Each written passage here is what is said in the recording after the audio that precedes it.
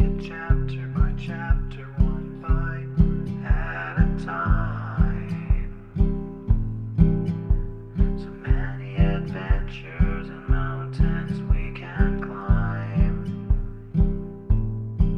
Take it word for word, line by line, one bite at a time.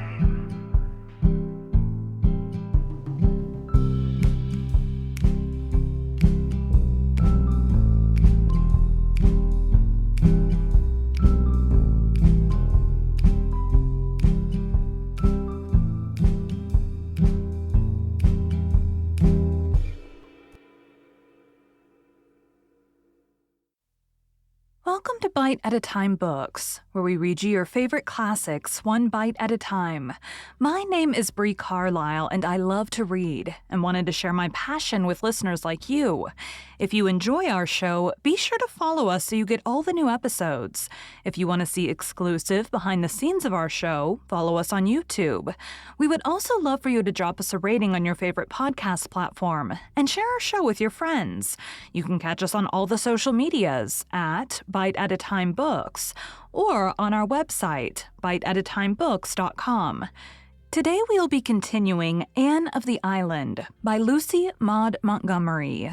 Chapter 17, A Letter from Davy. "It's beginning to snow, girls," said Phil, coming in one November evening. "And there are the loveliest little stars and crosses all over the garden walk. I never noticed before what exquisite things snowflakes really are. One has time to notice things like that in the simple life. Bless you all for permitting me to live it. It's really delightful to feel worried because butter has gone up 5 cents a pound." "Has it?" demanded Stella, who kept the household accounts. "It has. And here's your butter. I'm getting quite expert at marketing. It's better fun than flirting," concluded Phil gravely. "Everything is going up scandalously," sighed Stella. "Never mind. Thank goodness air and salvation are still free," said Aunt Jamesina. "And so is laughter," added Anne. "There's no tax on it yet, and that is well, because you're all going to laugh presently. I'm going to read you Davy's letter. His spelling has improved immensely this past year, though he is not strong on apostrophes, and he certainly possesses the gift of writing an interesting letter. Listen and laugh before we settle down to the evening study grind. Dear Anne," ran Davy's letter, "I take my pen to tell you that we are all pretty well and hope this will find you the same. It's snowing some today, and Marilla says the old woman in the sky is shaking her feather beds. Is the old woman in the sky God's wife, Anne? I want to know. Mrs. Lynde has been real sick, but she is better now. She fell down the cellar stairs last week. When she fell, she grabbed hold of the shelf with all the milk pails and stew pans on it, and it gave way and went down with her and made a splendid crash. Marilla thought it was an earthquake at first. One of the stew pans was all dinged up, and Mrs. Lynde strained her ribs. The doctor came and gave her medicine to rub on her ribs, but she didn't understand him and took it all inside instead. The doctor said it was a wonder it didn't kill her, but it didn't, and it cured her ribs, and Mrs. Lynde says doctors don't know much anyhow. But we couldn't fix up the stew pan. Marilla had to throw it out. Thanksgiving was last week. There was no school, and we had a great dinner. I ate mince pie and roast turkey and fruitcake and donuts and cheese and jam and chocolate cake. Marilla said I'd die, but I didn't. Dora had earache after it, only it wasn't in her ears, it was in her stomach. I didn't have earache anywhere. Our new teacher is a man. He does things for jokes. Last week he made all us third-class boys write a composition on what kind of a wife we'd like to have, and the girls on what kind of a husband. He laughed fit to kill when he read them. This was mine. I thought you'd like to see it. The kind of wife I'd like to have. She must have good manners and get my meals on time and do what I tell her and always be very polite to me. She must be 15 years old. She must be good to the poor and keep her house tidy and be good-tempered and go to church regularly.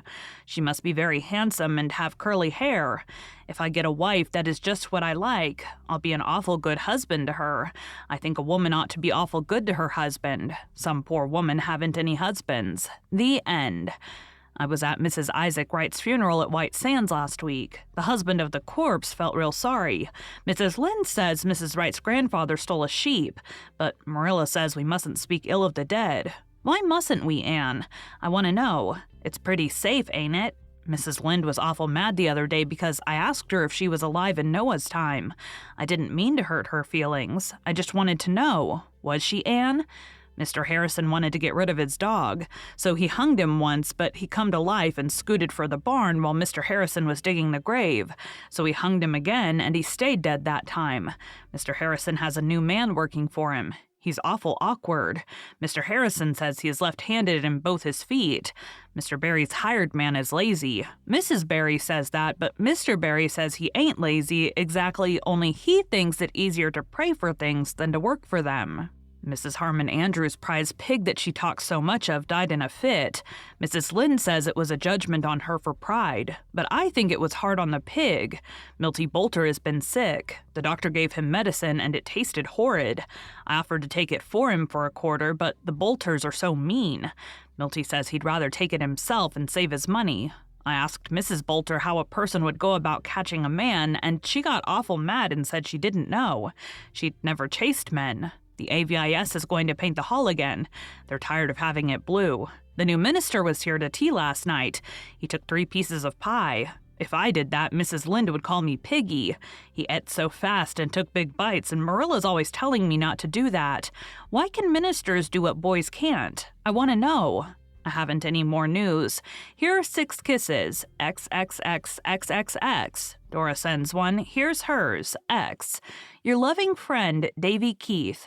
P.S. Anne, who was the devil's father? I want to know. Thank you for joining Bite at a Time Books today, while we read a bite of one of your favorite classics. If you enjoy our show, be sure to follow us so you get all the new episodes. If you want to see exclusive behind the scenes of our show, follow us on YouTube. We would also love for you to drop us a rating on your favorite podcast platform and share our show with your friends. You can catch us on all the social medias at Bite at a Time Books or on our website, biteatatimebooks.com. Again, my name is Bree Carlile, and I hope you come back tomorrow for the next bite of Anne of the Island.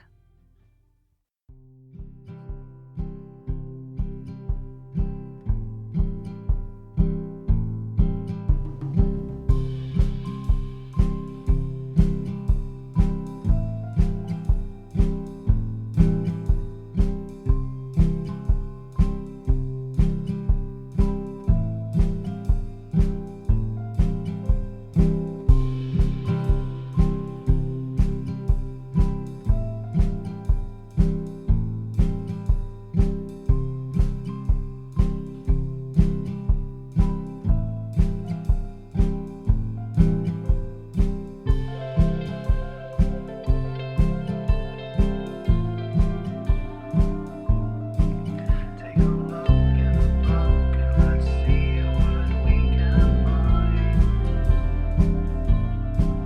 Take it chapter by chapter, one bite at a time.